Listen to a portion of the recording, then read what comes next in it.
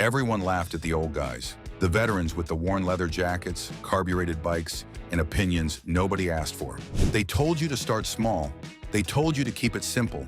They told you electronics would make you soft. Modern riders called it outdated thinking, irrelevant, boomer logic. Turns out, those old riders were right about nearly everything. Here are 12 pieces of valuable advice the old guard gave us that we absolutely should have listened to the first time. Number 12. It was never about the numbers. Let us start at the foundation of everything those veterans tried to tell us. The old school riders did not obsess over horsepower figures. They did not argue about 0 to 60 times, peak torque numbers, or top speed claims. They talked about where they rode last weekend. They talked about the mountain pass at sunrise. They talked about the diner 200 miles from nowhere that served the best coffee you ever tasted. They talked about the people they rode with. We laughed at them. We said they just did not understand performance. We showed up with spec sheets, dyno charts, and looked down our noses at their simple machines. Then something happened. We spent so much time obsessing over the numbers that we forgot to actually enjoy the ride. We were so busy comparing our bikes on forums that we stopped making memories on the road. The veterans were never confused about what motorcycling actually was. It was about the scenery. It was about the destination. It was about the person riding next to you. The numbers are marketing. The road is real. Those old riders understood that distinction decades before any of us figured it out. And the obsession with numbers is not the only thing that cost modern riders. There is an entire generation of bikers who built their skills backwards, and they are still paying for it today. Which brings us to another of one of the many important pieces of advice that the new generation of bikers often overlook. Number 11. Start small or stay mediocre forever. This one caused genuine arguments at bike nights across the country for 30 years. The veterans always said the same thing. Start on a small bike, a lightweight, low-powered machine that you can actually manage and learn from. Modern riders heard that advice and immediately decided it was gatekeeping. It was old men protecting their territory. It was irrelevant in the ERA of traction control and rider modes. Here is what the old school riders actually understood that nobody wanted to hear. A small bike teaches you things that a powerful bike will never demand you learn. When you do not have massive horsepower to rescue a bad corner entry, you learn to set up the corner properly. When you cannot wheelie your way out of a mistake, you learn not to make the mistake. You develop throttle control, gear selection, and momentum management because you have absolutely no other choice. Put a new rider on a powerful motorcycle and they never develop those fundamentals. The bike compensates. The electronics forgive. The power masks the gaps. Then one day the traction control cannot save them, and they have no underlying skill to fall back on. A small bike makes you earn every fast corner. That debt gets paid in full when you move up, and suddenly you are faster, smoother, and safer than riders who started on machines twice the size. The veterans were not gatekeeping. They were giving you the fastest route to becoming a genuinely good rider. If this list is making you rethink what those old riders were actually telling you, hit the subscribe button right now so you never miss a video like this one. That early skill foundation matters most when things go sideways on the road. And the old riders had one specific habit that kept them alive in traffic for decades. Number 10, ride like you are invisible. The veterans hammered this one into every new rider they ever mentored. Assume every car cannot see you. Assume every driver is about to pull out in front of you. Assume the right-of-way means absolutely nothing. Ride as if you are completely invisible to every other road user at all times. New riders heard this and thought it sounded exhausting and paranoid. They pointed to their bright gear, their loud pipes, their headlights. Surely modern drivers with modern cars could see them clearly enough. The statistics said otherwise, and the old riders knew it from experience rather than data. The number of accidents that happen because a driver genuinely did not see the motorcycle is staggering. Not because the driver was malicious, not because the rider was reckless, simply because a motorcycle is narrow and human brains are wired to track large objects. And sometimes a bike in traffic simply does not register until it is too late. Defensive riding means never assuming you have the right of way, even when you legally do. It means covering the brake at every intersection. It means positioning yourself in the lane where you are most visible and have the most escape routes. It means treating every car as a potential threat, not out of fear, but out of respect for the physics of the situation. The riders who adopted this mindset early had dramatically fewer close calls throughout their riding lives. Not because the roads got safer, because they stopped gambling on other drivers noticing them. Riding smart in traffic is one thing, but the old riders also understood something about corners that the fastest modern riders still learn the hard way. Number 9, your eyes lead everything. Target fixation has ended more promising riding careers than mechanical failure ever has. The veterans said it constantly and simply. Look where you want to go, not where you are, not where you are afraid of going, where you want the bike to end up. Your motorcycle will follow your eyes with a faithfulness that feels almost supernatural once you understand it. Modern riders dismiss this as basic advice not worth repeating. Then they found themselves staring at the gravel at the outside of a corner and wondering why the bike was not turning. Target fixation is not a beginner problem that experience cures automatically. It is a persistent cognitive trap that claims experienced riders just as readily when stress enters the equation. Look down at the road surface in front of your tire and the bike drifts toward it. Look at the guardrail you are trying to avoid and the bike steers for it with grim determination. Lock your vision through the exit of the corner and the bike flows through it with almost no conscious steering input. The old riders did not have the neuroscience to explain exactly why this works. They did not need it. They had 10,000 miles of proof that it was true, and they passed that knowledge forward with the same insistence every single time. Your eyes do not just tell you where you are going, they tell the bike where to go. Point them accordingly. Speaking of things working exactly the way physics demands, the veterans had a strong opinion about smooth inputs that turns out to be more important than almost any electronic aid ever invented. Number 8, smoothness is the real speed secret. At every track day and every twisty road in the world, the fastest rider is almost never the most aggressive one. The old school riders understood this in their bones, even if they never read a single book about it. They called it smoothness. They said jerky inputs would get you killed. They meant it literally, and the physics backs them up completely. Here is what happens when you brake abruptly, or snap the throttle open, or make a sudden steering input. You upset the weight distribution of the motorcycle. The suspension cannot react fast enough. The tires, which are already managing the forces of cornering or brake application, get an additional spike of force they were not prepared for. The contact patch loses grip. The outcome depends entirely on how lucky you are at that precise moment. Progressive, deliberate, smooth inputs keep the tires loaded evenly. They give the suspension time to work. They keep the chassis balanced and the contact patches planted.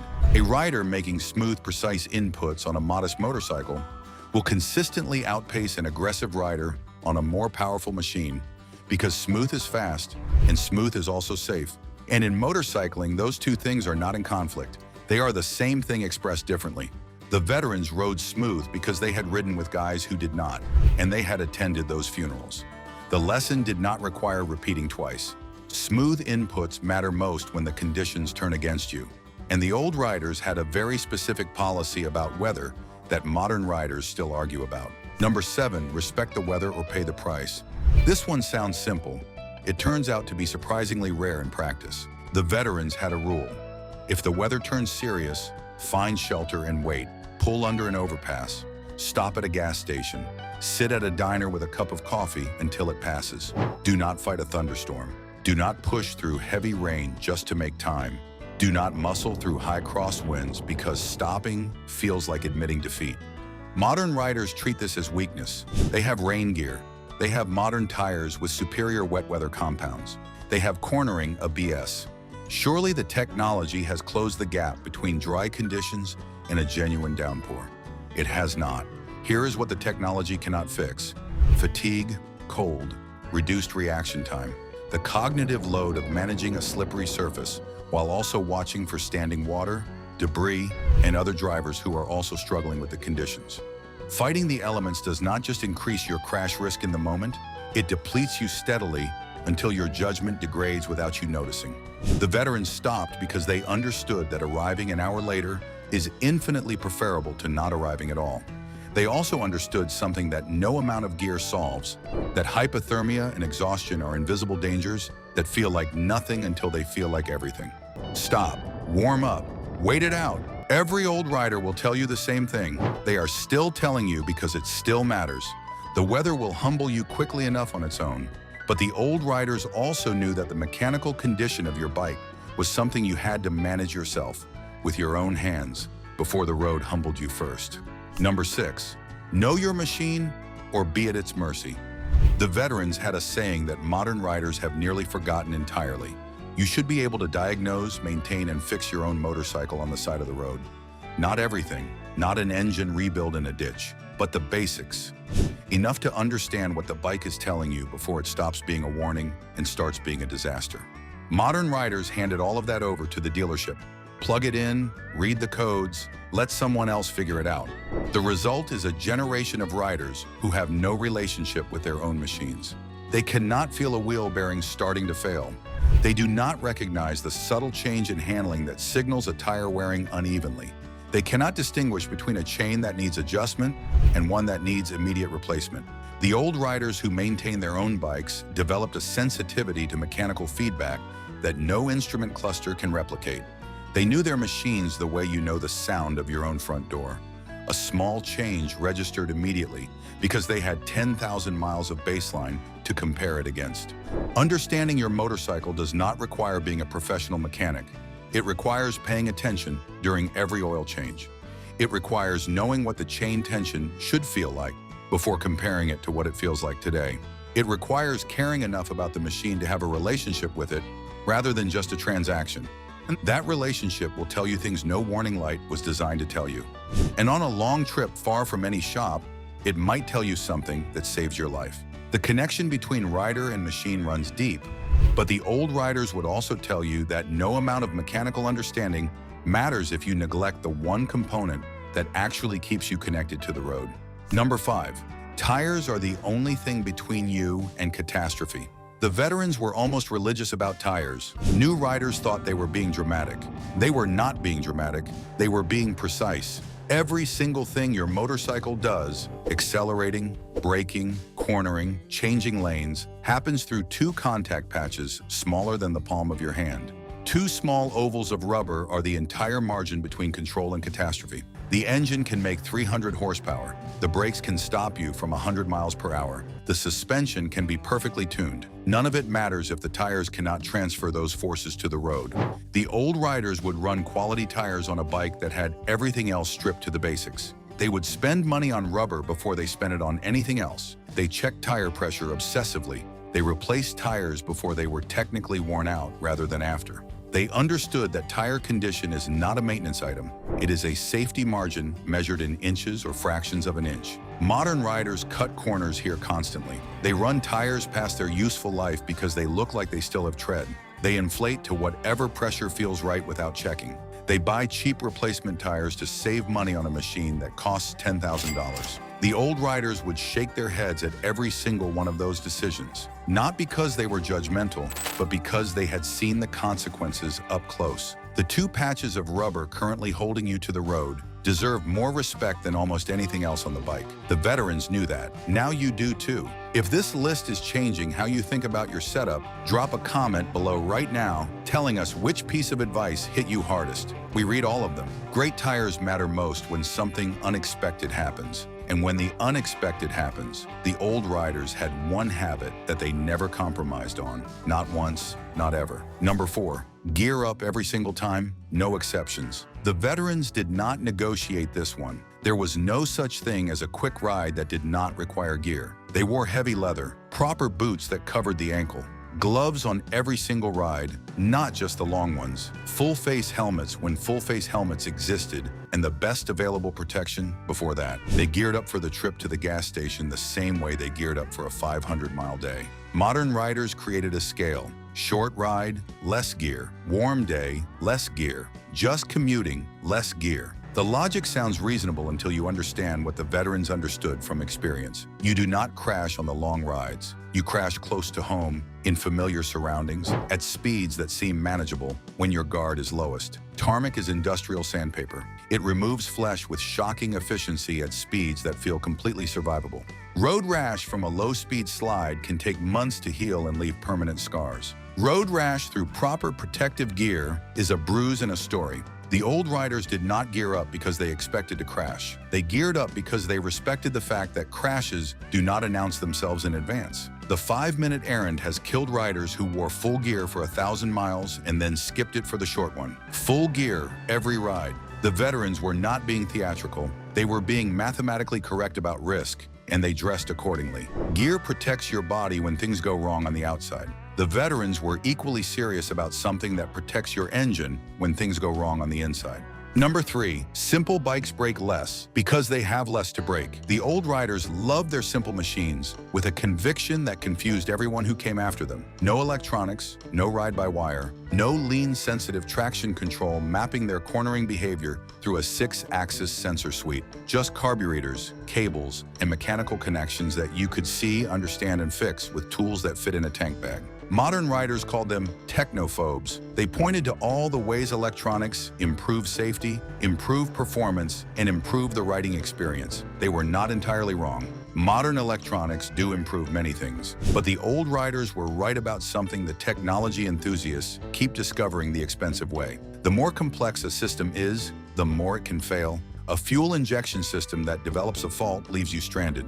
A traction control module that glitches mid-corner gives you a very bad afternoon. A digital dash that stops working takes the entire electrical system with it on some machines. A carburetor that runs lean can be diagnosed with a screwdriver and fixed with a jet kit that costs $12. A loose cable is obvious and fixable in minutes. A mechanical connection either works or it visibly does not, and the diagnosis requires nothing more than your eyes and your hands. The veterans who kept simple bikes running for 200,000 miles were not doing it despite the simplicity. They were doing it because of it. An engine that asks nothing complicated of the world around it is an engine that keeps running when the world gets complicated. The old riders knew that long before the first diagnostic port was ever installed on a motorcycle. Simple does not mean slow. Simple does not mean outdated. Simple means reliable in ways that matter most when you are 100 miles from the nearest dealer on a Tuesday afternoon. But even the most reliable machine needs a rider who respects the true spirit of the road.